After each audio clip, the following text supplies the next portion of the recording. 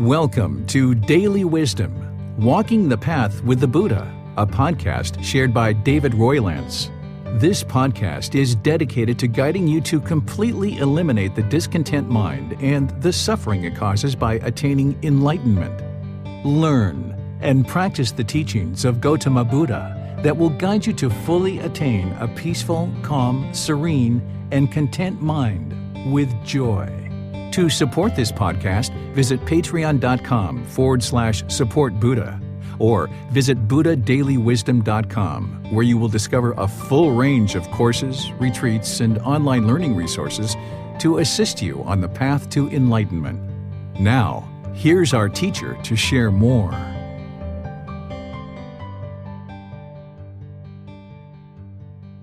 Sawadee Kap. Hello and welcome to Daily Wisdom, Walking the Path with the Buddha. Today is our Pali Canon and English study group, and we're studying the words of the Buddha in this book series titled The Words of the Buddha, The Path to Enlightenment, Revealing the Hidden. This is a 1.5-year program where we study volumes 2 through 13 of this book series, and we just started volume 11 last week, which is titled The Realms of Existence. This week we're going to be studying chapters 11 through 20. And the way that we do our program is I invite people in Zoom to be able to read an individual chapter. Then after somebody reads it, either in Zoom or myself, I might read it.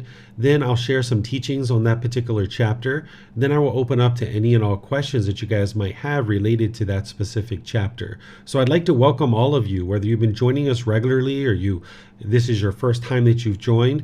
If you study these chapters before class, you actually get a lot more benefit out of the class and or after class. You can study these books by going to buddhadailywisdom.com, and from there you can actually download them. And what you'll find is that there's the words of the Buddha, there's a reference back to the original source teachings, and then there's reflections from me to be able to help you understand how to implement that particular teaching in your practice.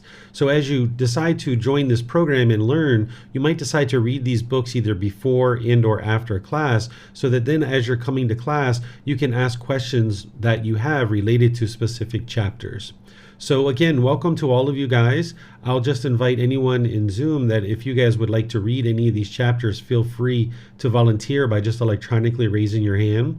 As we go in the class today, anybody who's in Facebook, YouTube, or Zoom, you can ask questions by putting those into the comment section, and I'll be able to see your question and then answer it during the class. If you're in Zoom, you can electronically raise your hand to not only volunteer to read, but also to ask questions as well. So here, this first chapter that we're going to be studying today is chapter 11. It's titled 4 Kinds of Generation. Sariputta, there are these 4 kinds of generation. What 4? Egg-born generation, womb-born generation, moisture-born generation, and spontaneous generation. What is egg-born generation? There are these beings born by breaking out of the shell of an egg. This is called egg-born generation. What is womb-born generation? There are these beings born by breaking out from the cow, which is the embryonic membrane enclosing a fetus. This is called womb-born generation. What is moisture-born generation? There are these beings born in a rotten fish, a rotten corpse, in rotten porridge, in a cesspit, or in a sewer. This is called moisture-born generation. What is spontaneous generation? There are gods and inhabitants of hell in certain human beings and some beings in the lower worlds. This is called spontaneous generation. These are the 4 kinds of generation. Okay, so these first several chapters in this book are really setting up to be able to dive into each individual realm of existence and be able to understand each of the individual realms. And the Buddha here in these first several chapters is just kind of setting up for you to understand how beings come into existence. If you study dependent origination, you understand the 12 interlinking steps and conditions that need to exist in order for a being to come into existence. But here he's describing how a being actually gets generated in terms of coming into the world, where dependent origination is showing the causality of what leads from one step to the next to be able to experience existence, where this is how it actually occurs. So he gives these 4 different types of generation: egg-born, womb-born, moisture-born, and spontaneous generation. And depending on what your experience has been in the world, you should be able to independently verify these. The egg-born generation, womb-born generation, and moisture-born generation are typically very easy for an individual to independently verify. The spontaneous generation, you may or may not have experience of observing beings that are coming into the world in this way, and for you to be able to actually independently verify this. Nowadays, we study a lot of things as we grow up through elementary school, middle school, high school, or however our school system is structured. We might go to college or university, and we have educational systems, we have water systems, electric systems. We've created all these systems in the world. But during the lifetime of the Buddha, these things didn't exist in the way that they do now. So the Buddha is sharing these things to help people to understand certain aspects of the world. Because remember, he's teaching the natural laws of existence to help his students to understand the world around them. And there were some people who came to spend time with the Buddha and learn with him as early as 5, 6, 7, 8 years old sometimes. And then other times people were coming to study with him who were in their teens or their 20s or their 30s, or maybe even much older in life. But because the educational systems didn't exist during that time, you basically learned whatever the people around you were able to share with you. So if you grew up in a home where these types of things weren't discussed, you wouldn't necessarily know these things. So the Buddha is providing this education to help individuals to understand how to get to enlightenment and purify the mind of its pollutions, to be able to eliminate discontentedness. But he's also helping them to understand the world around them and how things come to be. So this particular chapter is of that nature, that he's helping his students to understand how beings come to be and how they're generated. And here he's giving the 4 different types of ways that a being can actually be generated and come into the world.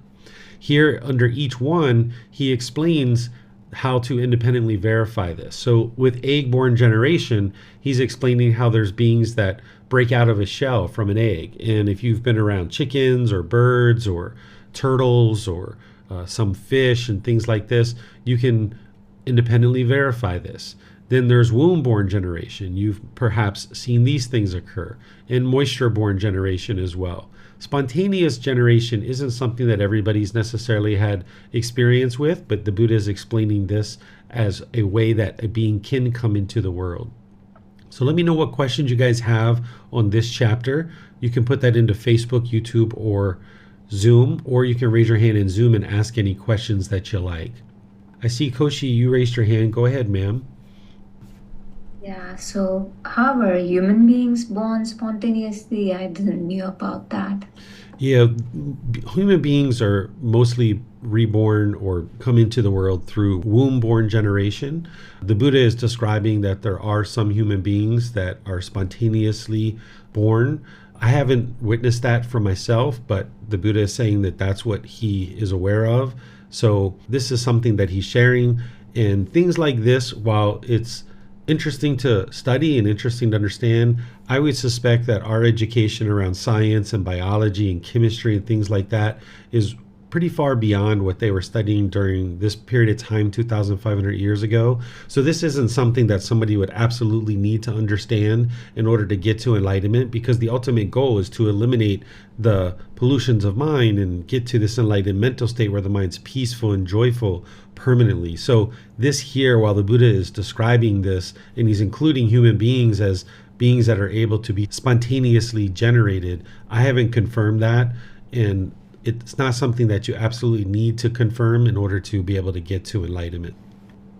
All right, Kushi's giving a thumbs up there. So let's see if we have any other questions anywhere. Looks like Mayu Lee is asking a question here.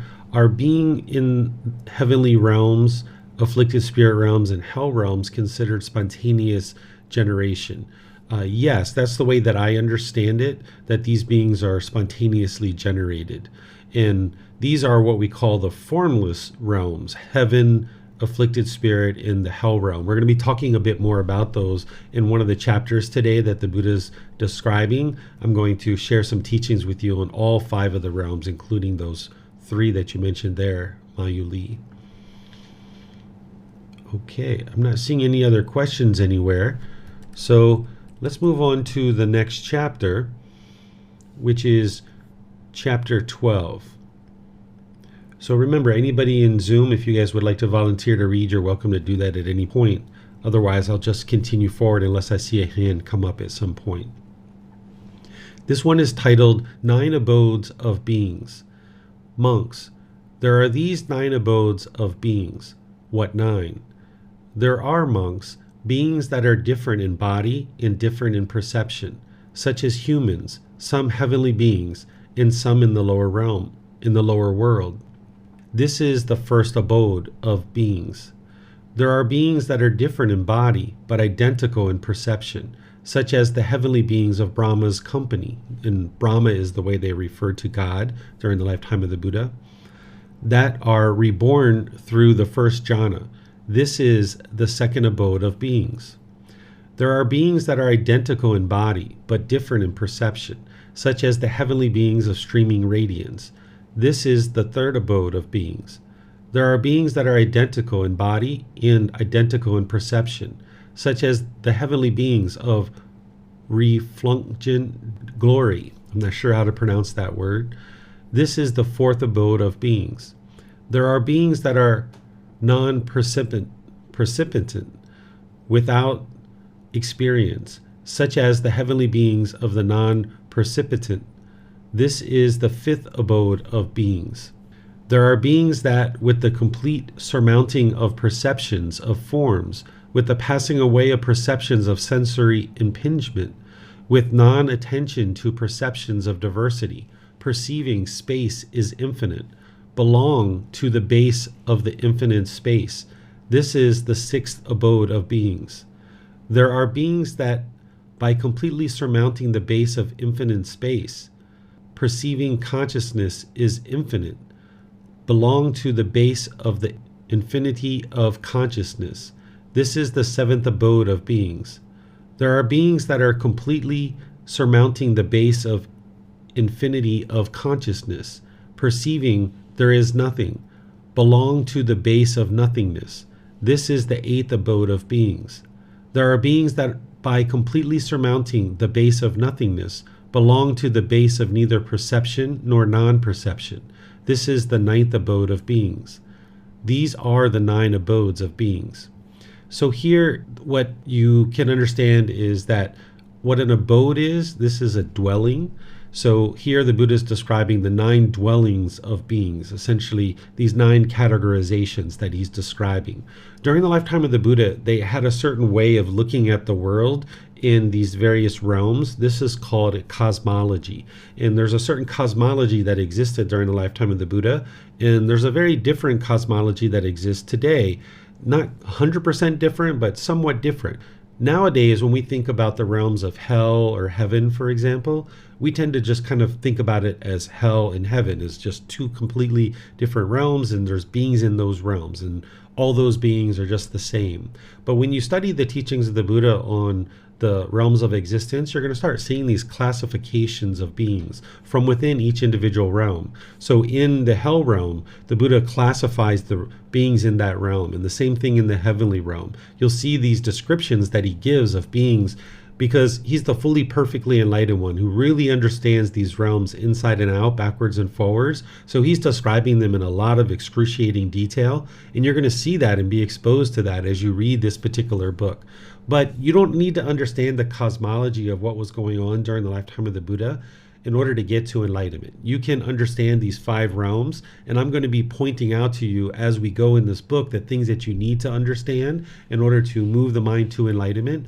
You don't need to fully understand all these different aspects of the various categorizations that existed during the lifetime of the Buddha.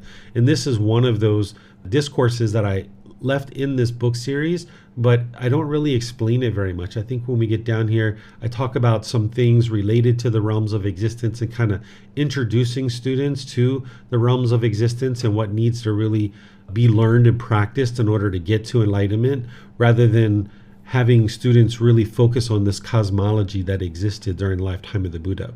So here, there isn't really much here that's going to help inform your practice of how to eliminate sadness, anger, frustration, and all those other discontent feelings. This is just, to me, interesting information of what they were talking about, what they were thinking about at that time, and what the Buddha was teaching. And beyond that, there's nothing for me to actually teach on this particular discourse. So let me know if you have questions on this, if you've read it or you've studied it or you've now just read it and you're interested to ask any questions. Feel free to ask any and all questions by putting those into Facebook, YouTube, or into Zoom. Okay, Biplab, looks like you have a question. Go ahead, sir. Thank you, teacher. I have a question about, yet we have no personal experience about formless beings. If you have any experience, your personal experience about that, can you share with me? Sure. I've had contact with beings from all 5 realms, heavenly realm, the human realm, of course, afflicted spirits, animals, of course, and the hell beings as well. These beings are all in the same time and space as us. They're all in what I would say is the same plane, that oftentimes we think that heaven is really far away and hell is really far in the core of the earth and these kinds of things. But just like a human being is here and sitting in this chair right now, when I get up and leave, there could be a spider or a bird or a squirrel or something else that comes and sits in this chair. And it's the same thing with these heavenly beings, the afflicted spirit beings, and the hell beings as well. The more you move closer and closer to enlightenment and purifying your mind through cultivating wisdom and training the mind, there's more and more interaction with heavenly beings. You'll find heavenly beings tend to spend time around people who have cultivated their mind. Where when you're in the darkness and your mind is very unwise and doing a lot of unwholesome things, there tends to be a certain amount of hell beings or afflicted spirits that are around you. The afflicted spirit beings, these are what some people refer to as hungry ghosts or ghosts. I'm going to be going through each of these 5 realms and explaining the qualities of the beings in those realms and what you experience in those realms here in a moment when we get to that particular chapter. But these beings are true, they're real. It's not something the Buddha made up. It's not something that he just slipped into his teachings. Remember, nothing here is to be believed, and I don't believe any of these teachings, but instead you learn, reflect, and practice to be able to see the truth for yourself. And before I ever studied the teachings of the Buddha in this way, I had contact with these various beings. So when I started reading the teachings of the Buddha, it made a lot of sense to me because I had already had experience with them. And at different times when people experience contact with beings in these various realms, you can oftentimes think you're crazy and think you're insane until you start talking with people who understand and who've had the same experiences as you. Sometimes when you have these experiences with beings in these other realms, you might feel like you need to go out and tell other people about it or convince people of what you experience. That's unwise because most people aren't going to understand because they haven't had these same experiences. And that would just be your own craving of wanting other people to understand these kinds of things. So usually when you have these kind of experiences, it's better to just keep it to yourself, unless you would like to talk with your teacher about it. I definitely understand this. I've had students talk to me about this, and sometimes I'm the first person that they could really trust and be able to explain it to me and then feel like they weren't being judged because of those things and they weren't going to be made a fool, because oftentimes that's what people think of them if they share these kinds of things. And when students share with me and I'm like, yep, that's normal, sometimes they're very surprised that I respond in that way. But these are real beings. They exist in these 5 realms. The Buddha's explaining it in detail, super amount of detail based on what he understood during his lifetime. But there's kind of a higher level way to think about this where you don't have to go down into the excruciating detail that the Buddha describes. In that way you can keep a certain understanding of these realms and these beings, and then really focus your time and effort on those core central teachings of things like the 3 universal truths, the 4 noble truths, the Eightfold Path, the 5 precepts, your meditation training, learning about the natural law of karma, and so forth. If you guys were in class last week or you listened to the recording, I spent the first part of last week's class explaining to you why the Buddha taught the cycle of rebirth. If you haven't learned that yet, you can either watch the video on YouTube, on Facebook, or listen to our podcast once that comes out, where I introduced you to this book, because there's specific reasons why the Buddha is including this. And remember, nothing in the teachings of the Buddha is to be believed, but he has very specific reasons for helping you to understand this. And just like me, I have those same reasons as well. So that's what I can share with you at this point, unless you have deeper questions of things you would like to know about any of these experiences that I've had, Biplab. Thank you, teacher. Thank you very much. You're very welcome, sir. Okay, Mayuli is asking a question here. In this sutta, is the Buddha describing the different levels of dwelling in heavenly realms? You know, I haven't really penetrated into this very closely, but it does appear that that's what he's talking about, mainly the heavenly beings. I haven't really looked at it really closely because I know it's not something that is needed in order to get to enlightenment, but it does appear that that's what it is, Mayuli. And you'll see when we get to the section about heavenly beings about 2.5 months from now, because this is a really thick book. We're going to be studying this book for about 3.5 months. You're going to see that he describes these realms of the heavenly realm very closely in the different categorization, and you'll see that as we go forward in this book. But remember, how much of that you decide to learn and retain is up to you. I would encourage students to focus on the real core central teachings and some of the general themes to be able to independently confirm related to the cycle of rebirth, rather than getting down into those details, although you'll have those details in this book if that's something that you're interested in exploring. Okay, I'm not seeing any other questions anywhere, so I'm going to move on to the next chapter, which is chapter 13. And it looks like either Biplab or Kushi is interested in reading here. I'm not sure. There's 2 hands that are up. I'll just click the first one here. Biplab, is that your hand from last time, or are you interested in reading? Thank you, teacher. 5 destinations and similes of destinations. Shariputra, there are these 5 destinations. What are the 5? Hell, the animal realm, the realm of afflicted spirits, human realm, and heavenly realm. I understand hell and the path and the way leading to the hell. And I also understand how one who has entered this path will. On the dissolution of the body after death, he appear in a state of deprivations, in a unhappy destinations, in perditions, in hell. I understand the animal realm and the path and the way leading to the animal's realm, and also understand how one who has entered this path will. On the dissolution of the body after death, he appear in the animal realm. I understand the realm of afflicted spirit and the path and the way leading to the realm of afflicted spirit, and also understand how one who has entered this path will. And on the dissolution of the body after death, reappear in the realm of afflicted spirit. I understand human realm and the path and the way leading to the human realm, and also understand how one who has entered this path will, on the dissolution of the body after death, reappear among human beings. I understand the heavenly realm and the path and the way leading to the heavenly realm, and I also understand how one who has entered this path will, on the dissolution of the body after death, reappear in a happy destination in the heavenly realm. I understand Nibbana, enlightenment, and the path and the way leading to Nibbana, enlightenment. And I also understand how one who has entered this path will, and realizing for himself with direct knowledge, experiences here and now, enter upon and reside in the liberation of mind and liberation by wisdom that are taintless with the destruction of the taints. Okay, I'm going to pause you there, Biplab, so we can talk about this, and then we can move on to the next part of the chapter. So here the Buddha is introducing the 5 realms of existence.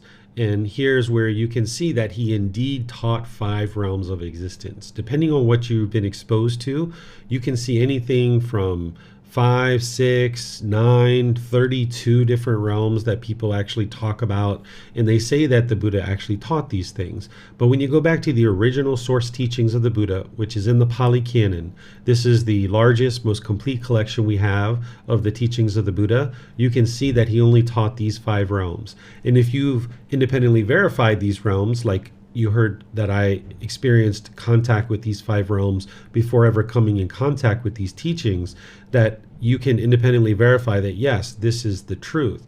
And that's one of the ways that you can know that this is the truth. So when you see different people talking about 6 realms, 9 realms, 32 realms, or however many realms people talk about, you can just consider that that person has misunderstood the teachings. And the Buddha gives guidance on that in his teachings. He shares that if you come across any teachings that conflict with his, just consider that that person has misunderstood his teachings and to ignore those particular teachings. So here, this is what he taught, the 5 realms of existence. And the goal is to escape these 5 realms. The goal isn't to reside in any of these 5 realms, including the heavenly realm. Being in the heavenly realm is still being in existence, and that's not a permanent existence. Oftentimes people are taught that the heavenly realm is a permanent existence, but it's not. When you look around the world and you understand the universal truth of impermanence, then you understand that none of these realms are permanent. So all these things around the world that you interact with, they're all impermanent. So it's not like all these things are impermanent, but yet there's this one place in the world that is permanent. So even though you might have been told or you've been led to believe that the heavenly realm is permanent, it's important to be able to see the truth based on the universal truth of impermanence, that the heavenly realm is not permanent. And none of these other realms are permanent either. Beings are moving in and out of these realms at all different times. Right now, of course, you're in the human realm, which is the ideal existence to be able to get to enlightenment. So let me explain each of these realms, and then I'll open up to any questions that you guys might have. This heavenly realm that the Buddha is describing here, these beings experience exclusively pleasant feelings, that they don't experience painful feelings, and neither painful nor pleasant. They have the capability to be able to get to enlightenment, but oftentimes they're complacent and they choose not to learn and study and practice to be able to train their mind and actually get to enlightenment. So heavenly beings are oftentimes reborn into other realms of existence. They're still in the cycle of rebirth and they haven't escaped the cycle of rebirth, so they're going to need to get to enlightenment. But because they only experience pleasant feelings, they tend to be somewhat complacent and choose not to practice the teachings or even learn them. So therefore, these beings are oftentimes being reborn into other realms. And beings can be reborn from the heavenly realm into any of the other realms. They can be reborn into hell, the animal realm, the afflicted spirit realm, the human realm, or even back into the heavenly realm. Beings in the human realm, this is the ideal existence because you actually experience all 3 types of feelings: pleasant feelings, painful feelings, and neither painful nor pleasant. And you have the ability to cultivate your mind and cultivate the consciousness. Those painful feelings and the neither painful nor pleasant tend to be the motivation. This is built-in motivation that a human being has to be able to get to enlightenment, because a human being doesn't typically like those painful feelings or the neither painful nor pleasant. So where the heavenly beings lack that built-in motivation and they can actually get to enlightenment, human beings can get to enlightenment and they have this built-in motivation because you're interested in getting away from those painful feelings and the neither painful nor pleasant. So in the human realm, beings can also be reborn into any of these realms. They can be reborn into hell, animal, afflicted spirit, back into the human realm, or into the heavenly realm. But the ideal goal would be to escape this existence in any of these realms by training the mind to get to enlightenment. Then there's the realm of afflicted spirit. Some people refer to this as the hungry ghost or ghost. And the reason why is because beings in this realm, they have extensive amounts of craving. They experience painful feelings and neither painful nor pleasant. They don't experience the pleasant feelings in this realm. Their mind is oftentimes holding on to people or possessions or various things in their life. This is where people might say that a particular house is haunted. Well, this being that once maybe lived there as a human has died, and they have such craving that they're holding on to this dwelling and not able to let it go. So these beings are trapped in the cycle of rebirth, and they need to get to an improved existence, either in the human realm or the heavenly realm, to be able to cultivate their mind and train it to enlightenment so that they can escape the cycle of rebirth. From that existence in the afflicted spirit realm, they can't actually get to enlightenment, but they can improve their mind a bit in order to be able to move it into an existence where they're in a human realm or in the heavenly realm. Then there's the animal realm. These beings experience pleasant feelings, painful feelings, and neither painful nor pleasant. They aren't able to cultivate their mind enough to get to enlightenment, so they're going to need to be reborn into another existence. The Buddha describes the hell realm and the animal realm as a prison, because once you're in these realms, it's very challenging to get out and move into another existence. And one of the reasons why, using the animal realm as an example, is that animals are oftentimes involved in things like killing, stealing, and sexual misconduct. That's a lot of what they're doing. Remember, these natural laws of existence that you're learning related to the natural law of Gotama, of cause and effect, they affect all beings whether they're aware of it or not. They're the natural laws. So, for example, a snake or a lion or a tiger that comes into the world, they're going to be killing in order to sustain their life, and that's what they need to do. So in those existences, it's very challenging to develop enough wholesome Gotama to move into another realm that would be an improved existence to be able to then get to enlightenment. So there's typically countless rebirths in the animal realm before you ever have an opportunity to move into an improved existence. So that's why the Buddha refers to these as a prison. And the same thing is, animals will tend to steal food and things like this, and they tend to have sexual misconduct where they're having sex with multiple partners. And this is why animals tend to have a very short lifespan. If you look at a snake or a tiger or a lion or things like this, they have a very short lifespan because they're killing so much. So they're not going to have the same type of lifespan as like a human being. A human being will typically live, somewhere between 60 to 100 years old. Where heavenly beings, they actually have a very elongated lifespan. Some of these beings can live upwards of 500 years and beyond. Now, the hell realm, these beings, they're experiencing exclusively painful feelings. They don't experience the pleasant feelings or the neither painful nor pleasant. It's only painful feelings. And they're incapable of cultivating their mind to be able to get to enlightenment from that realm. So they're going to need to get to an improved existence in order to experience enlightenment.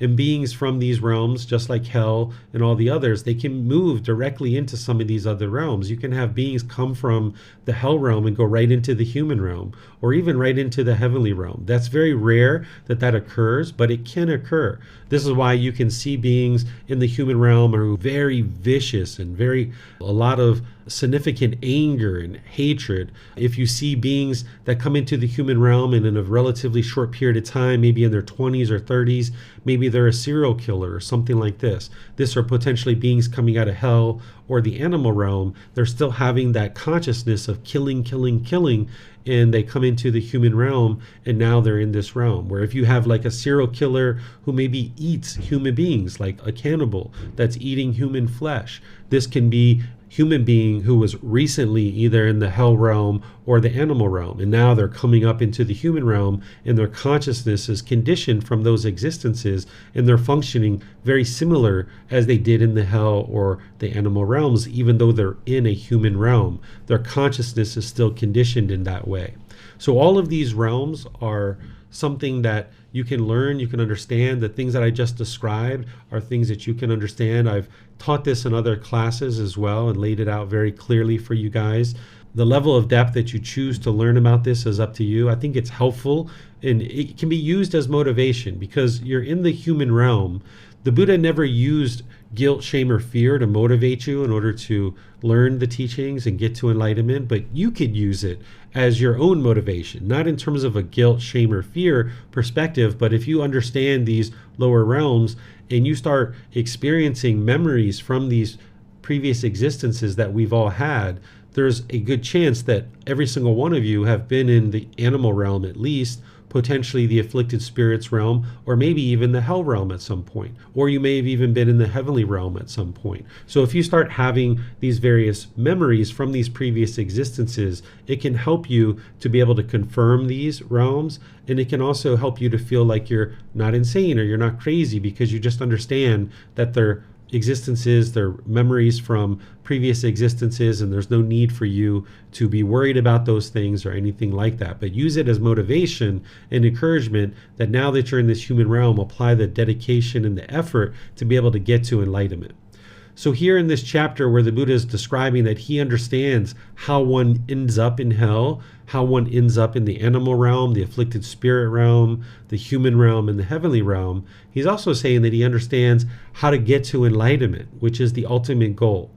The enlightened mental state is not a destination, it's not a realm, it's a mental state that you experience in this life.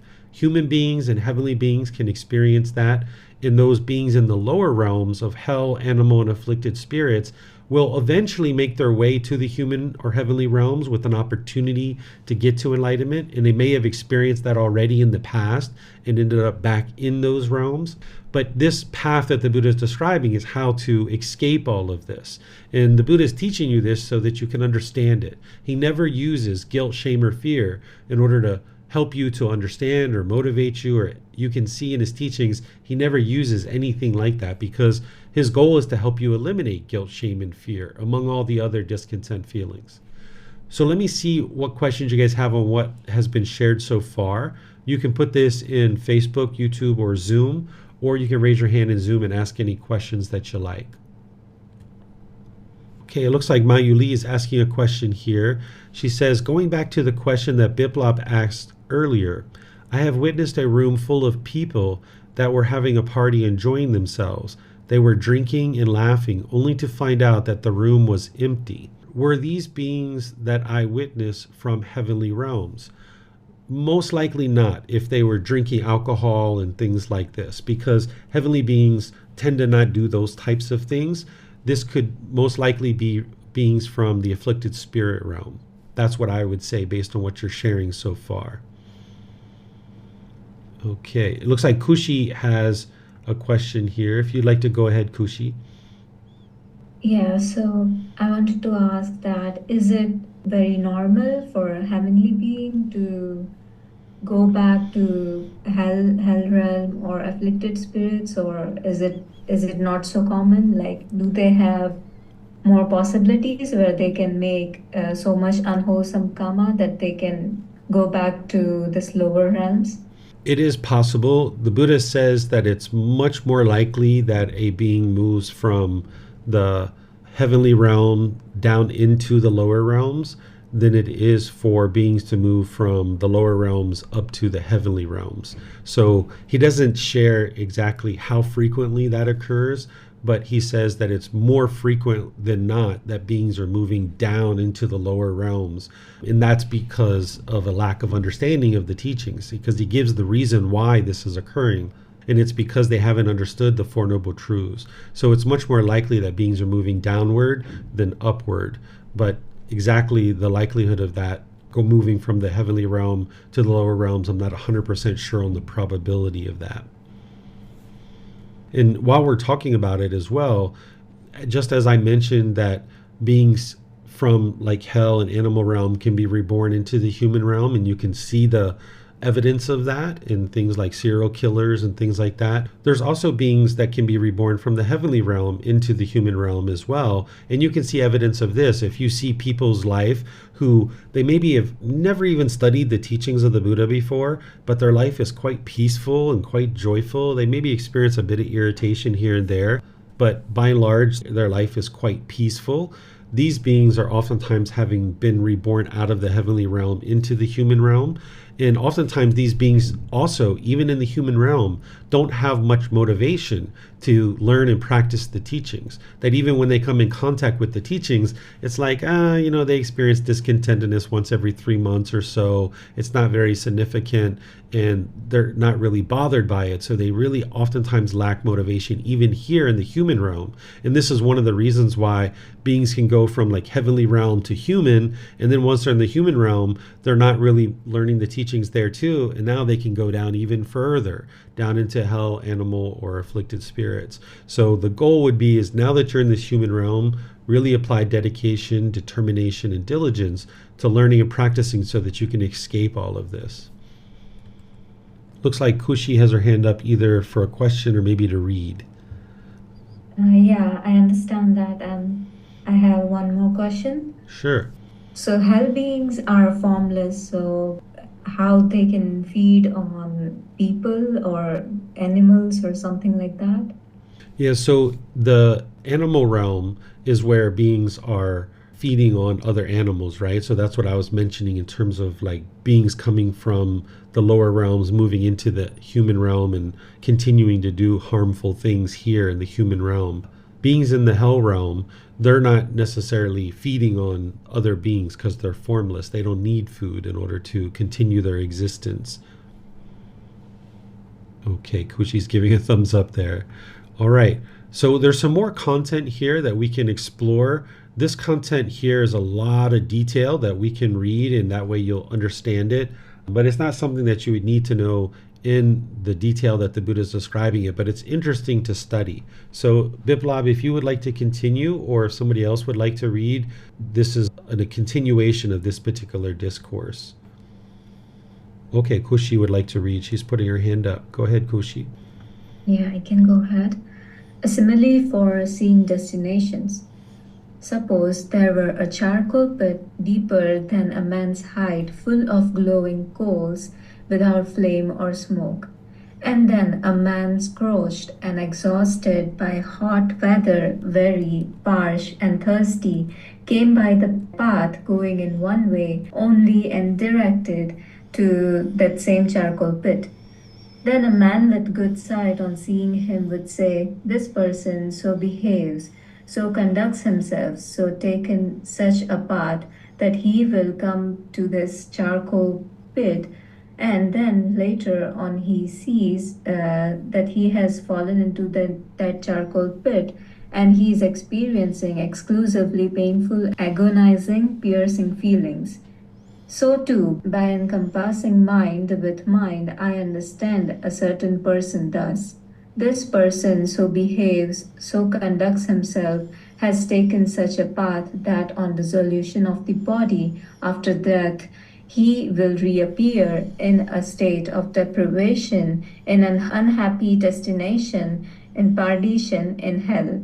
And then later on, with the divine eye, third eye, which is purified and surpasses the human, I see that on the dissolution of the body after death, he has reappeared in a state of deprivation, in an unhappy state, in an unhappy destination, in perdition, in hell, and in experiencing exclusively painful, agonizing, piercing feelings. Suppose there were a cesspit deeper than a man's height, full of filth, and then a man scorched and exhausted by hot weather, weary, parched, and thirsty, came by a path going in one way only and directed to that same cesspit. Then a man with good sight on seeing him would say, "This person so behaves, so conducts himself, has taken such a path that he will come to this same cesspit." And then later on he sees that he has fallen into that cesspit and is experiencing exclusively painful, agonizing, piercing feelings. So too, by encompassing mind with mind, I understand a certain person thus. This person so behaves, so conducts himself, has taken such a path that on the dissolution of the body after death, he will reappear in the animal realm. And then later on, with the divine eye, third eye, which is purified and surpasses the human, I see that on the dissolution of the body after death, he has reappeared in the animal realm and is experiencing exclusively painful, agonizing, piercing feelings. Suppose there were a tree growing on uneven ground with scanty foliage casting a dappled shadow, and then a man scorched and exhausted by hot weather, weary, parched, and thirsty, came by a path going in one way only and directed to that same tree. Then a man with good sight, on seeing him, would say, "This person so behaves, so conducts himself, has taken such a path that he will come to this same tree." And then later on, he sees that he is sitting or lying in the shade of the tree, experiencing much painful feelings. So too, by encompassing mind with mind, I understand a certain person does. This person so behaves, so conducts himself, has taken such a path that on dissolution of the body after death, he will reappear in the realm of afflicted spirits. And then later on, with the divine eye, third eye, which is purified and surpasses the human, I see that on the dissolution of the body after death, he has reappeared in the realm of afflicted spirits and is experiencing much painful feelings. Suppose there were a tree growing on an uneven ground with thick foliage casting a deep shade, and then a man, scorched and exhausted by hot weather, weary, parched, and thirsty, came by a path going in one way only and directed to that same tree. Then a man with good sight, on seeing him, would say, "This person so behaves, so conducts himself, has taken such a path that he will come across to the same tree." And then later on, he sees that he is sitting or lying in the shade of that tree, experiencing much pleasant feelings. So too, by encompassing mind with mind, I understand a certain person does. This person so behaves, so conducts himself, has taken such a path that on the dissolution of the body after death, he will reappear among human beings. And then later on, with the divine eye, third eye, which is purified and surpasses the human, I see that on the dissolution of the body after death, he has reappeared among human beings and is experiencing much pleasant feelings. Suppose there were a mansion and it had an upper chamber plastered within and without, shut off, secured by bars with shuttered windows, and in it there was a couch spread with rugs, blankets, and sheets with a deerskin coverlet, and a canopy as well as crimson pillows for both head and feet. And then a man crouched and exhausted by hot weather, very parched and thirsty, came by a path going in one way only and directed to that same mansion. Then a man with good sight, on seeing him, would say, "This person so behaves, so conducts himself, has taken such a path that he will come to the same mansion." And then later on, he sees that he is sitting or lying in that upper chamber in that mansion, experiencing exclusively pleasant feelings. So too, by encompassing mind with mind, I understand a certain person does. This person so behaves, so conducts himself, has taken such a path that on the dissolution of the body after death, he will reappear in a happy destination in the heavenly world. And then later on, with the divine eye, third eye, which is purified and surpasses the human, I see that on the dissolution of the body after death, he has reappeared in the heavenly world and is experiencing exclusively pleasant feelings. Suppose there were a pond with clean, agreeable, cool water, transparent with smooth banks, delightful, and nearby a dense wood, and then a man scorched and exhausted by hot weather, very parched and then thirsty, came by a path going in one way only towards that same pond. Then a man with good sight, on seeing him, would say, This person so behaves, so conducts himself, has taken such a path that he will come to the same pond. And then later on, he sees that he has plunged into that pond, bathed and drank, relieved all his distress, fatigue, and fever, and has come out again and is sitting or lying in the wood, experiencing exclusively pleasant feelings.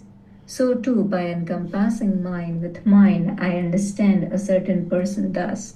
This person so behaves, so conducts himself, and has taken such a path that by realizing for himself with direct knowledge, experience, he here and now will enter upon and reside in liberation of mind and liberation by wisdom, that are taintless with the destruction of the taints.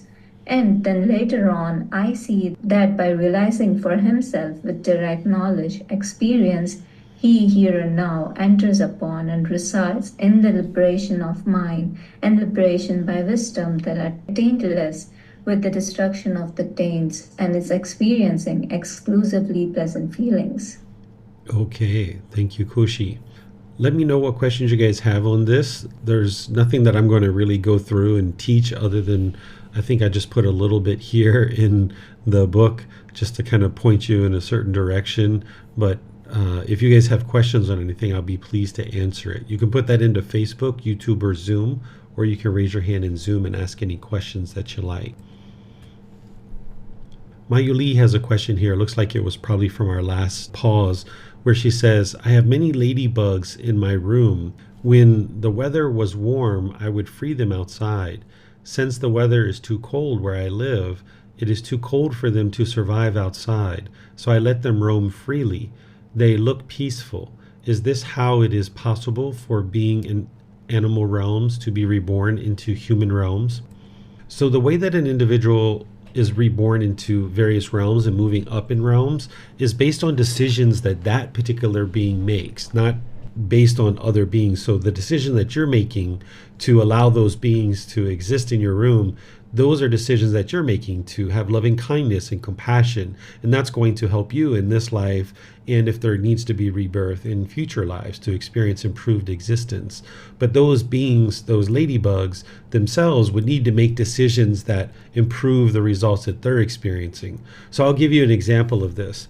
There's a story that I know of a rat from Cambodia that was trained by the human beings to sniff out landmines and to be able to uncover those landmines, and then the human beings could dig them up to save the life of human beings, because during the war many years ago there were lots of landmines that were placed around Cambodia, and it's affecting people to even nowadays that they are experiencing the explosion of these landmines, and it's harming individuals and killing people. So the Cambodians trained this rat to sniff out these landmines, and because the rat is very light, it doesn't explode the landmines. It can go around and find these landmines, and it's credited for finding at least 100 different landmines, and that means it saved many lives by doing that. And it ultimately died after 6 years of this. So this being, the rat, made the decision to learn these things, right? The humans were training it, and the humans were involved and had intervention here, but ultimately it's the rat's choice. The rat could have chosen not to learn and to not do these things, but it chose to do these things with human intervention. So I suspect this particular rat was probably reborn into the human realm or into the heavenly realm on their next existence. With humans coming in contact with animals so much over the last several decades and even the last several hundreds of years, humans are intervening here a lot with animals and training animals, and this is one of the reasons why we see the explosion of the human realm. We're seeing so many human beings coming into the world. The animal realm is shrinking and has been shrinking quite significantly. Scientists tell us that 99% of the animals that once existed are extinct, and there's only 1% of animals that actually have existed over the course of history of time that currently still exist. So you can see this, that the animal realm is shrinking, the human realm is expanding, and part of what is causing this is that human beings are interacting with animals, training them, helping them to become more loving and kind and compassionate and friendly. This allows those beings to then be reborn into another realm of existence like human or heavenly.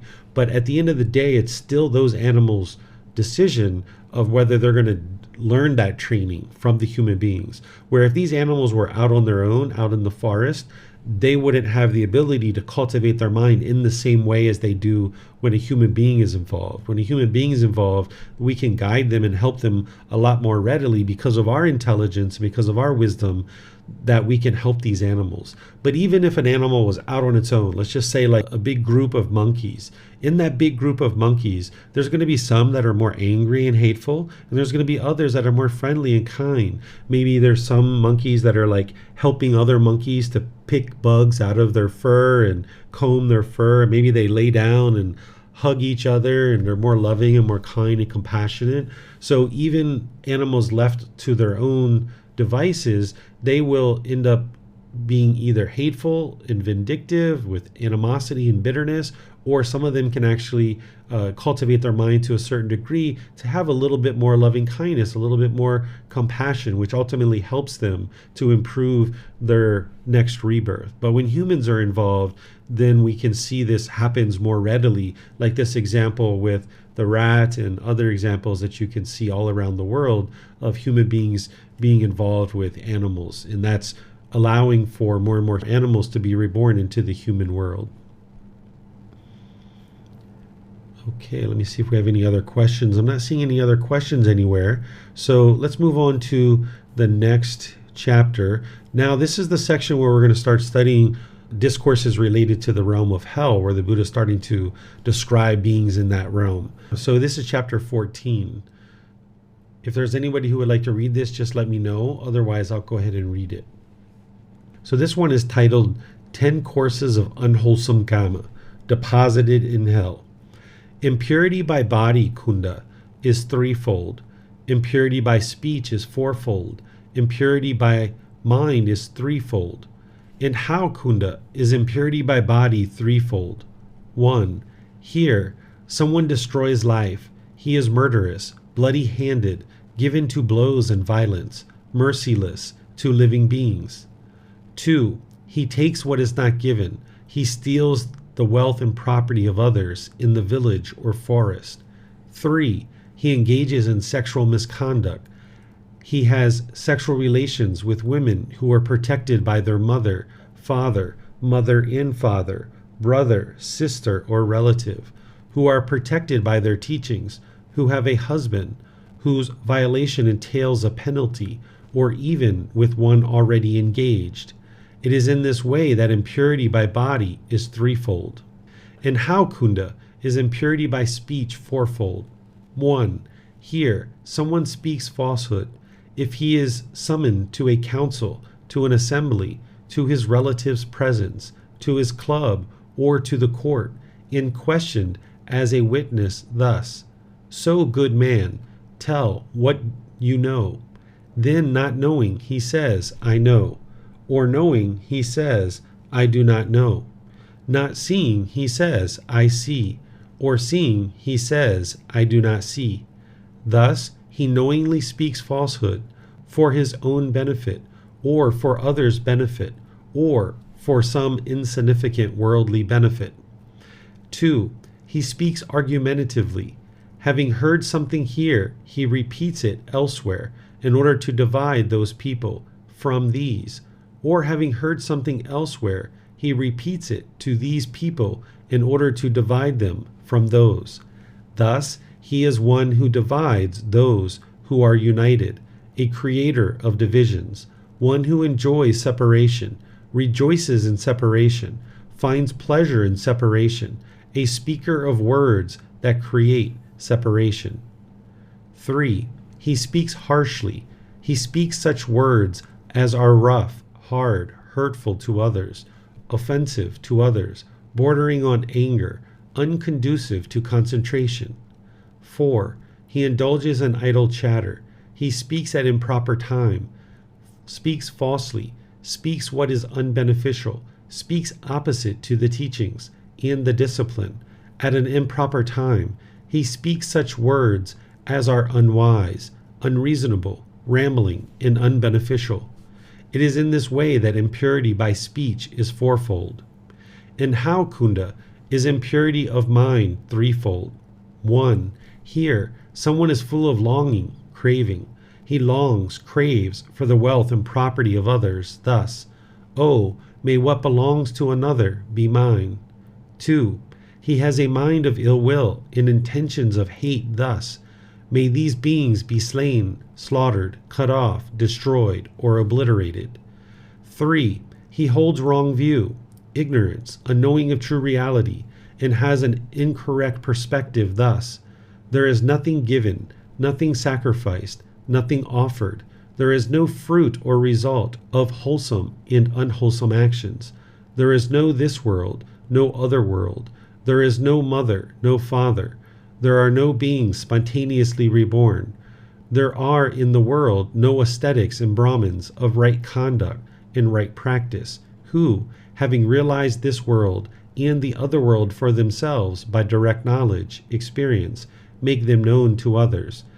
It is in this way that impurity by mind is threefold. These kunda are the 10 courses of unwholesome kama. It is because people engage in these 10 courses of unwholesome kama that hell, the animal realm, and the realm of afflicted spirits and other bad destinations are seen. Monks, one possessing these 10 qualities is deposited in hell as if brought there. So here the Buddha is connecting the 5 precepts in a lot of cases. These are mirroring the 5 precepts in the natural law of Kama with rebirth, showing you that it's your Kama, the choices and decisions that you make, that determines which realm you're actually born into. So these first 3 that he's talking about in relationship to the impurity of the body, this is connecting directly to the 5 precepts, where in the 5 precepts, he gives much more illuminating language to be able to help you understand how to practice it, where here he's showing you the result that if one doesn't practice these things, then their bodily conduct is impure, and this will lead to rebirth in the lower realms. And he's just showing you the cause and effect, or the action and result. He's not guilting, shaming, or fearing you into anything. He's just showing you the connection here between the first, second, and third precept and rebirth into the lower realms. And then he's showing you the connection here to the 4th precept, which is all about false speech. And then he goes into other aspects of right speech that he teaches in the Eightfold Path with some of these others that he's talking about here. And once again, connecting that to rebirth into the lower realms. Then he's connecting this impurity by mind to the 3 poisons, or the 3 unwholesome roots, or the 3 fires, which are craving, anger, and ignorance, or the unknowing of true reality. This is what you're working to purify. This is the whole reason why one would be impure by body and speech, is because the mind still has craving, still has anger, and still has this ignorance or unknowing of true reality. So the mind can be purified of these 3 poisons or these 3 unwholesome roots by training it and getting to the wholesome roots of generosity, loving kindness, and wisdom. And by cleaning up all of that from the mind, then one won't experience this unwholesome karma in this life and in future lives as well. Because as long as an individual is doing these types of things from these craving, anger, and ignorance, then there's this potential to be reborn into the lower realms. What determines whether one is reborn or not is craving. We've studied that in other chapters throughout this program, but it's the condition of the mind at the time of death that determines which realm one is born into. So it's not like somebody is sitting somewhere and then looking over the totality of your life and judging what you've done in the whole totality of your life to determine which realm you're actually reborn into. Instead, it's what's going on at the time of death. What is the condition of the mind at that point? And that's what determines what realm you're actually born into. So if you've done a lot of these things that the Buddha is describing here at other times in your life, okay, those were unwise decisions. You had craving, anger, and ignorance, this lack of wisdom. Now you're cultivating your mind and you're getting to an improved condition of mind. And now you would like to continue to cultivate the mind, because no matter what you've done in the past, you can either get to enlightenment in this life, or if you're reborn, to experience an improved rebirth. There's an individual from the lifetime of the Buddha who had killed 999 people. So they had murdered 999 human beings. and they ended up studying with the Buddha during his lifetime, and they ended up getting to enlightenment during that lifetime.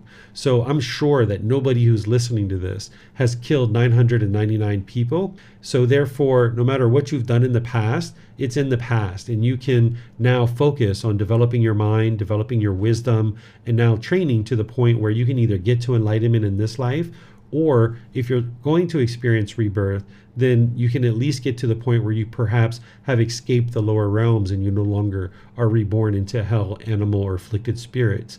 And what the Buddha is giving you is the guidance of how to do that. The ultimate goal and the ultimate motivator isn't about rebirth in the teachings of the Buddha.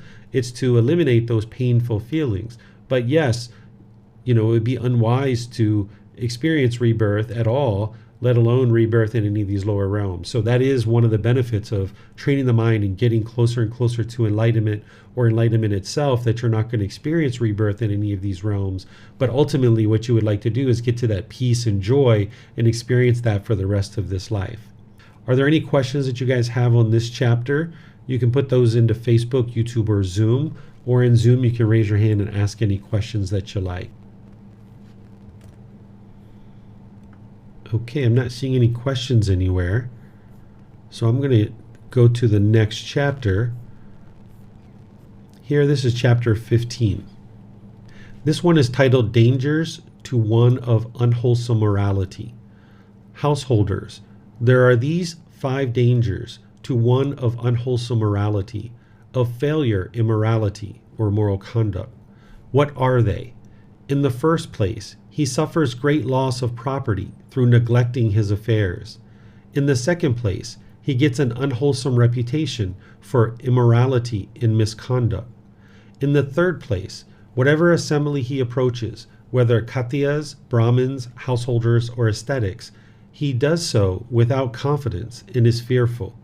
In the fourth place, he dies confused.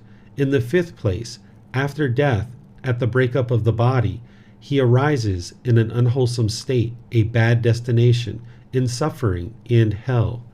These are the 5 dangers to one of unwholesome morality. So here, this is one of those chapters that you can independently verify. The Buddha's teaching throughout the Eightfold Path, including things like the 5 precepts of how to improve your moral conduct. And you can see that as you're learning that, you're reflecting on that, and you're practicing it, that it does improve your relationships, both personally and professionally. It improves the condition of your mind, that you're not confused about how to conduct yourself in the world, because you have very clear guidance on the natural law of karma of what would lead to wholesome results and what would lead to unwholesome results. And here the Buddha is explaining to you some of those unwholesome results when you lack wisdom of morality and you're not practicing good, wholesome moral conduct. These first 4, you might actually be able to confirm these to a certain degree. And you can see that, yes, either you or other people, when they have a lack of moral conduct, that they suffer this loss of property. You can also see that one gets this certain unwholesome reputation in their community based on having a certain amount of misconduct or immorality. You can see these others here, and you can independently confirm this either for yourself, like this next one, the third one, where perhaps if you don't understand the wisdom of how to conduct yourself in the world, maybe when you go see your boss, or you go to a certain board meeting, or you go to a certain association, a group of people, maybe you lack confidence or you're fearful in those kinds of situations because you lack this ability to practice moral conduct. So here the Buddha is just sharing with you the cause and effect, or the action and result, helping you see this natural law of karma more and more clearly. Because when we talk about awakening to enlightenment, what you're awakening to is the wisdom of the natural law of karma, of cause and effect, or action and result. And remember that karma or karma, it's not punishment or rewards, it's not mystical, magical, it's not a black cloud following you around, it's not who to blame or who's at fault or anything like that. It's just the results of your decisions. So the Buddha is helping you to be able to cultivate this wisdom of the natural law of karma. So now with that wisdom, you'll make wiser decisions on your own that's going to produce wholesome results. Where However, when you lack wisdom of that natural law, you'll tend to make unwise decisions that then produce unwholesome results in your life. And the Buddha is sharing some of those unwholesome results with you so that you can independently confirm that. And then that will help you to then learn and practice to be able to experience improved results. So let me know what questions you guys have on this chapter. Looks like, Max, you have questions. Go ahead, sir. Yes, sir. When it says he dies confused, is that the same thing as like unknowing of true reality?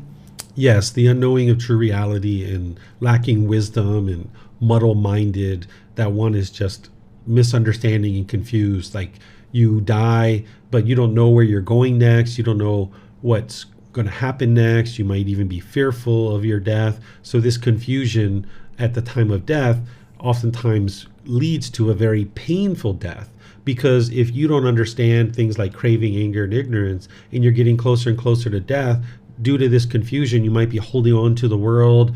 It becomes very painful that you realize you need to let go of the world. You're not quite sure what's going to happen to you next. So death can be very miserable for somebody who lacks this wisdom. And that's what the Buddha is describing, is this confusion that exists at the time of death. But you can also take discourses like this and see just the opposite, that if you cultivate the wisdom on the path to enlightenment, when you die, you won't be confused, that you can ease into death very joyfully. Particularly if you've gotten to enlightenment, you can be very joyful at the time of death, that it's not painful. Whereas if you have this confusion, it'll be a very painful death for you. Thank you, sir. You're welcome. Looks like Mayuli has a question here as well. Teacher, going back to the previous chapter, if the afflicted spirit beings, heavenly beings, are formless, then how come we are able, I think you mean we are able to see them, right? So there are some individuals, and it sounds like you may be one of those, Mayuli, that can actually see formless beings. Even though they don't have physical form, there are some human beings that can see afflicted spirits, that can see heavenly beings, and even hell beings as well. So this is something that some people have the ability to experience and some people don't. So even though they're formless, you can see them in some cases. Okay, and by the way, we refer to that in English as apparition, right? That we have this apparition that we can see. All right, I'm not seeing any other questions anywhere. So let's move on to the next chapter, chapter 16. Looks like Kushi would like to read this one. Go ahead, ma'am. Yeah, thank you. I'll read it. Group destination and rebirth.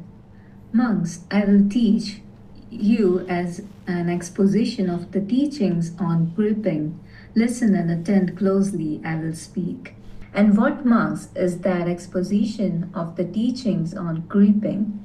Monks, beings are the owner of their karma, the heirs of their karma. They have karma as their origin, karma as their relative, karma as their resort. Whatever karma they do, wholesome or unwholesome, they are its heirs. Here someone destroys life. He is murderous, bloody-handed, given to blows and violence, merciless to living beings. He creeps along by body, speech, and mind. His bodily karma is crooked. His verbal karma is crooked. His mental karma is crooked. His destination is crooked. His rebirth is crooked. But for one with a crooked destination and rebirth, I say there is one of the two destinations, either the exclusively painful hells or a species of creeping animal. And what are the species of creeping animal? The snake, the scorpion, the centipede, the mongoose, the cat, the mouse, and the owl, or any other animal that creeps away when they see people. Thus, a being is reborn from a being. One is reborn through one's deeds. When one has reborn, contacts affect one. It is in this way, I say, that beings are the heirs of their karma. The cause of someone takes what is not given, and someone engages in sexual misconduct are expounded in repetitions as the above discourse. Someone destroys life. The 4 unwholesome verbal actions and the 3 unwholesome mental actions are shared in the same phrasing. Okay, thank you, Kushi. So here the Buddha is explaining this crooked destination and rebirth, that if you're doing these things where you're creeping along and doing harmful things in this life, then it's going to lead to this birth into either hell or the animal realm, where you're also creeping along like these animals. And he talks about a hell realm as well. Remember here, we've studied this in other classes and various things that I teach, where the Buddha talks about you are the owner and the heir of your karma. What this means is nobody else can create karma for you. It's your decisions that produces your karma. Sometimes people think that somebody else is creating karma for them, but it's not possible for somebody else to create karma for you. Some other things you can pick up here from the Buddha is you can see here where he talks about the exclusively painful hells. So when I share things like hell is experiencing exclusively painful feelings, you can see that in the Buddha's words too, so that you have confidence in what I'm sharing with you is the truth based on what the Buddha is sharing here, but also through experience as well, that having had experiences with beings in this realm and also experiences from those various realms in previous lives, that's why I can share these kinds of things. And as I experience those things, then when I saw it here in the Buddha's teachings, it makes sense because I had already experienced these things and now the Buddha is explaining it, which helped me to understand what I had experienced at different times. So here the Buddha is just giving you some more details on rebirth and how that rebirth occurs and in what types of existences that you can experience rebirth based on certain things that you do in this life. So let me know if you guys have any questions on this particular chapter. Okay, I'm not seeing any questions here, so we'll move on to the next chapter, which is chapter 17.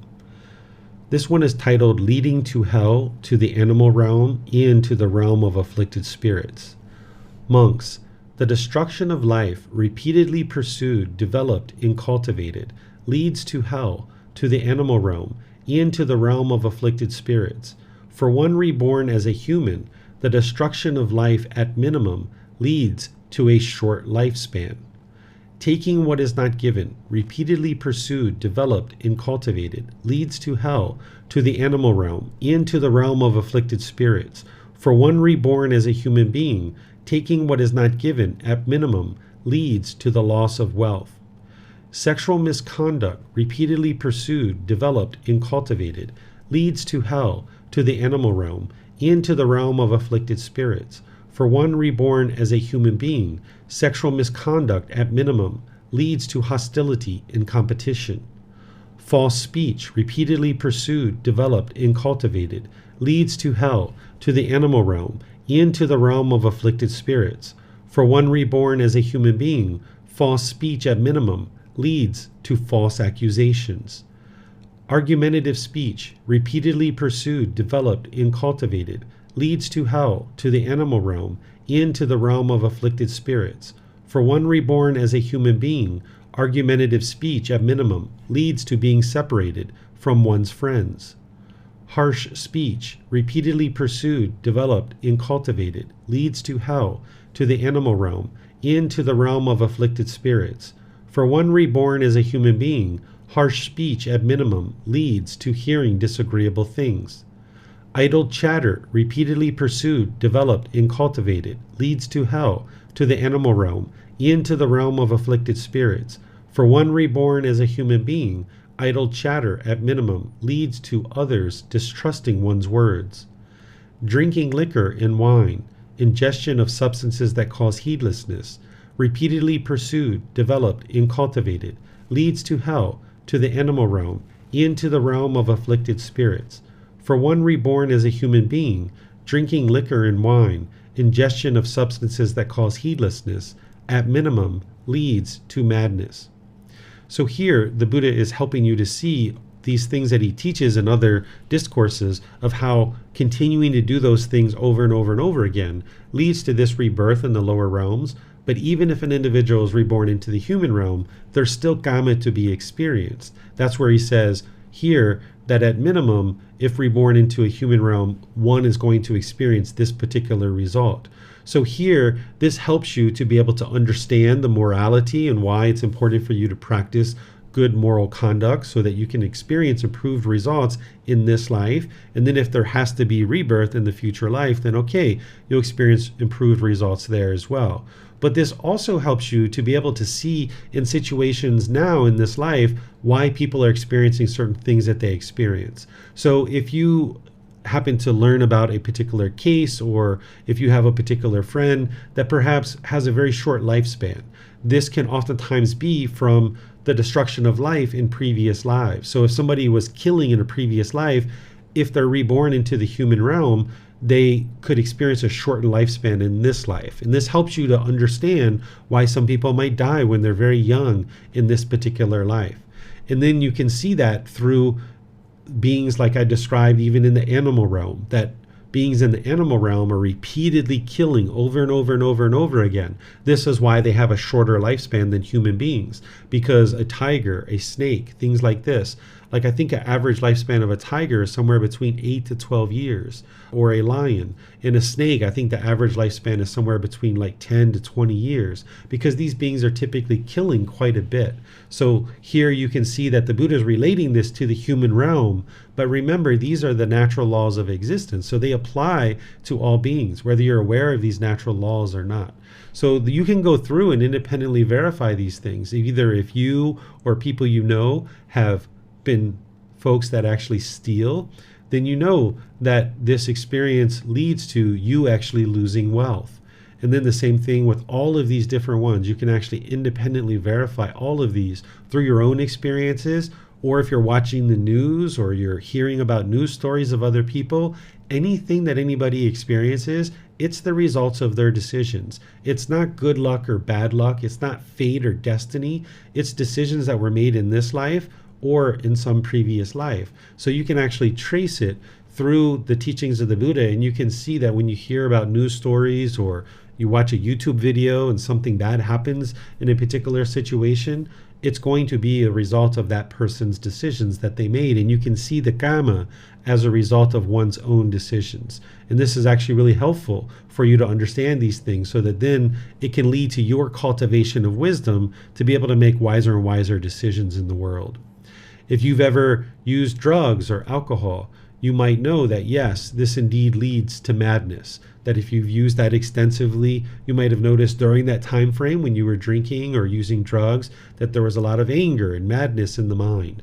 So here you can independently verify these things, and that's what would be wise for you to do to be able to cultivate the wisdom, is go through a chapter like this, and then once you read like the first paragraph, just sit back and think about your life, think about other people's lives, think about certain animals and other beings.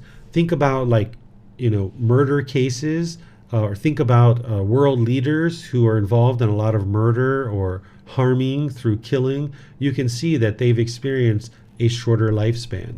And same thing when you get to this next one. You can read this one and then step back and just think for 3 minutes, 5 minutes, 10 minutes, 15 minutes, kind of reflect on it and see if you can independently verify this through your own direct experience. That's the way you get to wisdom with any of these teachings, is to reflect on it. And then once you've learned it through reading, once you've reflected on it and seeing the truth that yes, this is true, then you start practicing that. Now you eliminate destruction of life. You eliminate taking what is not given, sexual misconduct, false speech, argumentative speech, harsh speech, idle chatter, and then taking substances that cause heedlessness, because you understand the wisdom of why that's important, because you learned, you reflected, independently verify, and now you start practicing, and that's where you see the results in your life. You'll see the improved condition of the mind and your life as well. Let me know what questions you guys have on this chapter.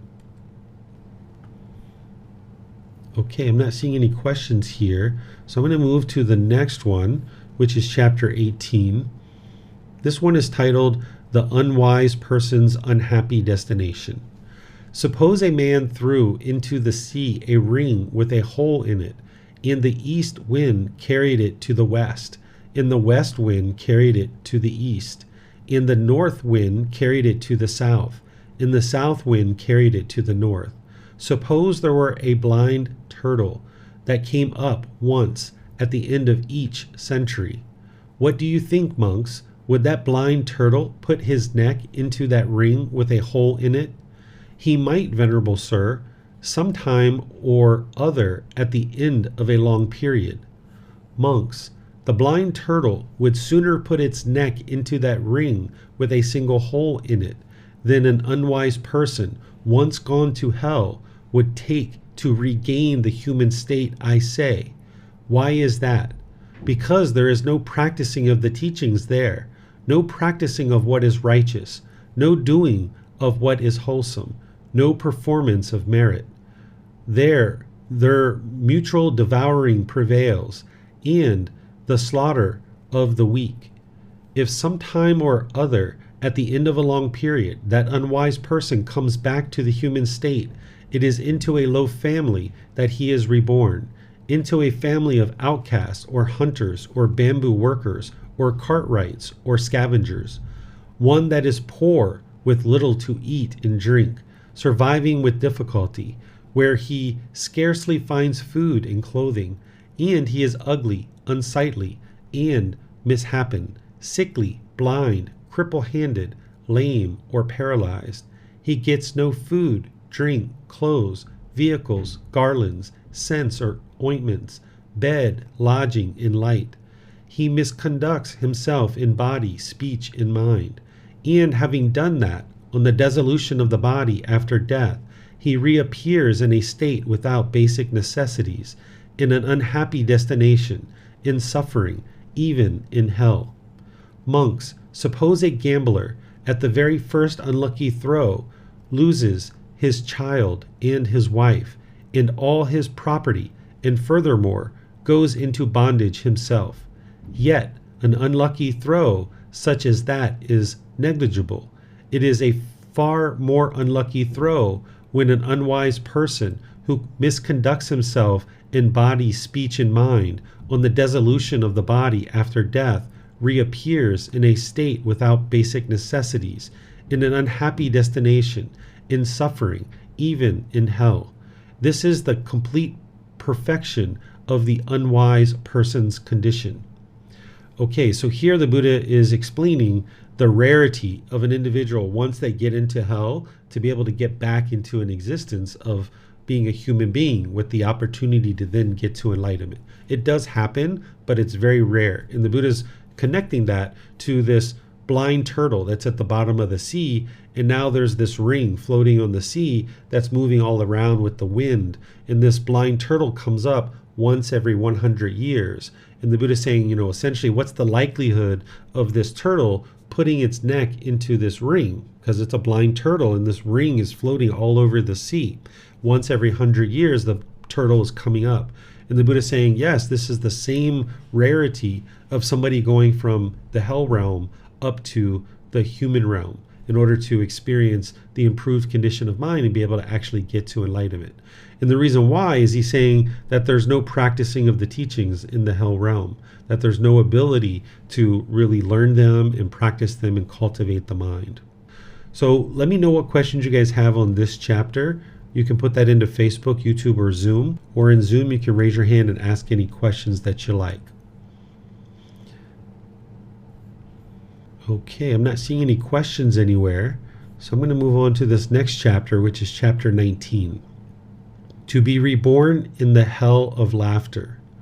Venerable Sir, I have heard it said among actors of old in the lineage of teachers, if an actor in the theater or the arena entertains and amuses people by truth and lies, then with the breakup of the body after death, he is reborn in the company of the laughing heavenly beings.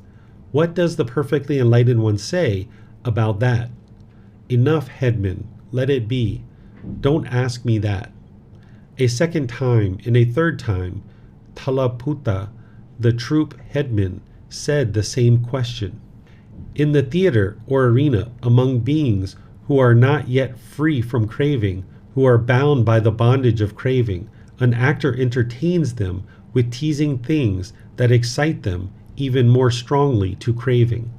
In the theater or arena, among beings who are not yet freed from anger, who are bound by the bonds of anger, an actor entertains them with provoking things that excite them even more strongly to anger. In the theater or arena, among beings who are not yet freed from ignorance, unknowing of true reality, who are bound by the bondage of ignorance, an actor entertains them with confusing things that excite them even more strongly to ignorance. Thus, being heedless and complacent himself, having made others heedless and complacent, with the breakup of the body after death, he is reborn in the hell of laughter. But should he hold such a view as this, if an actor in the theater or arena entertains and amuses people by truth and lies, then with the breakup of the body after death, he is reborn in the company of the laughing heavenly beings. That is a wrong view on his part. For a person with wrong view, I say, there is one of two destinations, either hell or the animal realm. So here the Buddha is giving more understanding of what leads to rebirth in this hell realm. And he has this wisdom of what leads to rebirth in all of these different realms, but now we're studying chapters specifically about the hell realm. So here what he's describing is an individual who excites craving, anger, and ignorance in another being and kind of helps to arise that. This individual is going to be reborn in hell because they've kind of done things to entice somebody else's craving, anger, and ignorance to arise. And then he's saying that if somebody thought that an individual who did this would be reborn into the laughing heavenly beings, that this would be wrong view. So there's wrong view that you learn about related to the Four Noble Truths, but then there's other aspects of wrong view that the Buddha teaches as well. And the Buddha teaches that anybody who dies with wrong view is going to be reborn in hell or the animal realm. So establishing right view is so utterly important in the teachings of the Buddha because it helps you to firmly get onto the path to enlightenment, but it also helps you to ensure that you don't get reborn into these lower realms of existence. So here the Buddha is giving you the detail on that. Let me know what questions you guys have on this chapter. Mayuli, I see, it looks like you're getting ready to ask a question there. I just see the word hell. Perhaps you're still writing it. I'm going to go ahead and move on to the next chapter, and then I think when I get done, you'll probably have your question completely in there. So this last chapter for today is chapter 20. This one is titled To Be Reborn in the Battle-Slain Hell. So this is where the Buddha is categorizing the different hells and helping you see the different hells and how one would get reborn into these different hells. Here it starts out with, Venerable Sir, I have heard it said by mercenaries of old in the lineage of teachers, when a mercenary is one who strives and struggles himself in battle, if others slay him and finish him off while he is striving and struggling himself in battle, then with the breakup of the body after death, he is reborn in the company of the battle-slain heavenly beings. What does the perfectly enlightened one say about that? Enough, headman, let it be. Don't ask me that. A second time and a third time, the headman asked the same question. When headman, a mercenary is one who strives and exerts himself in battle. His mind is already low, wicked, misdirected by the thought, let these beings be slain, slaughtered, obliterated, destroyed, or exterminated. If others then slay him and finish him off, while he is striving and struggling himself in battle, then with the breakup of the body after death, he is reborn in the battle-slain hell. But should he hold such a view as this, when a mercenary strives and struggles himself in battle, if others slay him and finish him off, while he is striving and struggling himself in battle, then with the breakup of the body after death, he is reborn in the company of the battle-slain heavenly beings. That is wrong view on his part. For a person with wrong view, I say, there is one of two destinations, either hell or the animal realm. So here the Buddha is answering a question that people have been misled to think that if there's a person who's in battle and they're injured and struggling, and somebody else comes up to them and kills them, that then they're going to be reborn in the heavenly realm, this battle-slain heavenly realm. And the Buddha is saying, no, that's not true, because this individual would have killed lots of beings. And the Buddha is saying, essentially, just because you're finished off in battle doesn't mean you're going to be reborn in the heavenly realm. If one has that view, that would be wrong view, which means automatically that individual is going to be reborn into the hell realm or the animal realm. Instead, he's sharing that this individual who dies in battle is going to be reborn into hell, because that individual would have been killing and injuring lots of beings in that particular battle. So let me know what questions you guys have here. Again, you can put that into Facebook, YouTube, or Zoom.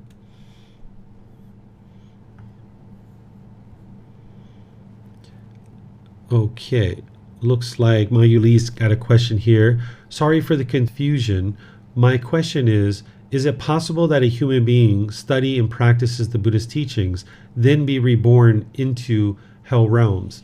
The answer to your question is yes, it's possible, because it all depends on one's condition of mind at the time of death. Just because of studying the teachings of the Buddha doesn't automatically mean somebody's not going to be reborn in hell or the animal realm or afflicted spirits. It's all about learning it, then reflecting on it, and then practicing it. An individual needs to practice it. There's plenty of people out there in the world that might be working to intellectually understand the teachings of the Buddha, but they're not actually practicing it. So it's not just the study of the teachings, but it's the practice part. Oh, I see here, actually, you have studies and practices the teachings of the Buddha. So same answer is that it's possible for somebody who's even practicing to be reborn into the hell, animal realm, or afflicted spirits, depending on the level of their practice, right? Somebody could have just gotten onto the path, only been practicing for a month or two, and they die in that particular time frame. So it's all about how well you've cultivated the mind. So applying the determination, dedication, and diligence is what's going to ensure that you're practicing and purifying the mind and getting to the point where the causes and conditions that would lead to rebirth in these lower realms doesn't actually exist any longer. So it's all about getting to the practice part. Kushi, looks like you have a question. If you would like to ask that, go ahead, ma'am. Yeah, thank you. I have two questions. So, when the hell and afflicted spirits beings do something wrong to human beings, other than Mara or someone or them doing themselves without a human being causing harm to them, other than that reason, what are the reasons that they do like harm to a human being? Yeah, so what can a human being potentially do harm to them that they think that they need to return this harm to human beings? And also the other part of the question is like, do they understand the human language? So like saying something that will make them understand like doing this is not doing any good, or like telling them that yeah, you also get free from suffering, will that make them stop doing that or something? Sure. So beings in any of these realms, including the human realm, they're motivated by what's going on in the mind. So a being in the hell realm has extensive amounts of craving, anger, and ignorance, and that's the reason why that they're choosing to do any particular thing. The same thing with an animal, the afflicted spirits, human, and even heavenly realm, that there's craving, anger, and ignorance in the mind, and they're going to be motivated to making decisions through those. And when they're making decisions through those, it's going to produce unwholesome karma or unwholesome results. When you make decisions through generosity, loving kindness, and wisdom, this is going to produce wholesome results. But those beings in the hell realm, in animal realm, and afflicted spirit realm, they don't have much generosity, loving kindness, and wisdom typically, so they're struggling to be able to make wise decisions that's going to produce wholesome results. So any harm that those beings are causing to a human being is coming from their craving, anger, and ignorance. And then those beings do understand human language. They don't understand all human languages, where if a being had previously been a human being to have learned English, let's just say they ended up in the afflicted spirit realm next, then they're going to understand English. But if they maybe learned Thai and they were a Thai human being when they were reborn into the afflicted spirit realm, they're going to understand Thai.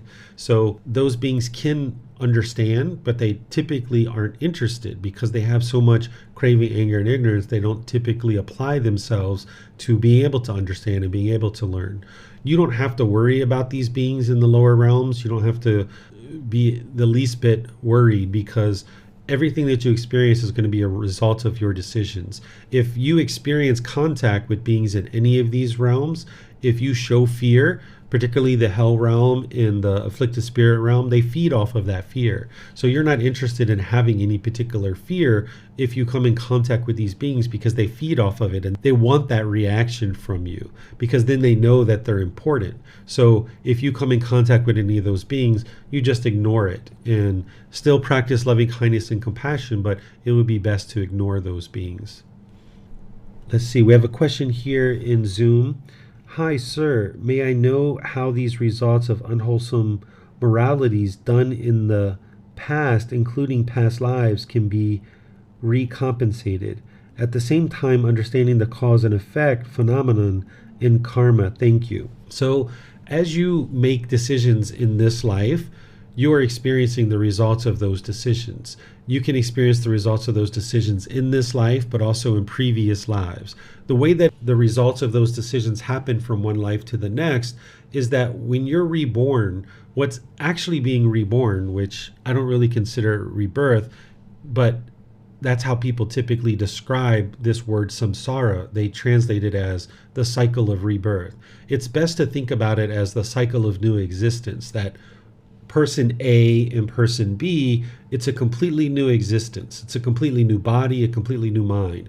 But when person A dies, the cravings and residual memories move into the mind of person B. And now with these cravings and residual memories in the mind of person B, they're making decisions based on cravings from previous lives. And now this is how they're experiencing their karma from their previous life.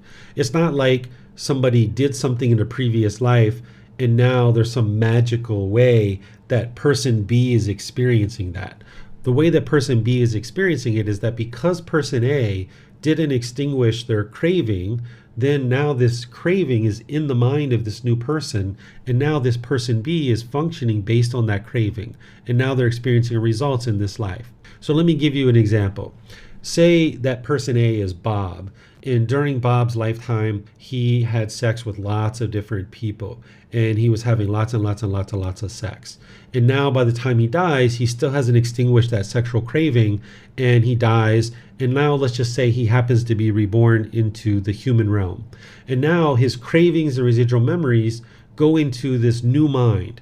And now there's Barbara. And now say this new being, Barbara, also has this craving for sexual contact. And now she's also having sex with multiple people. And now because of that, maybe she contracts HIV, she gets AIDS, and maybe she passes away within a certain number of years. So Barbara is experiencing karma, or experiencing results based on decisions that she made in that particular life.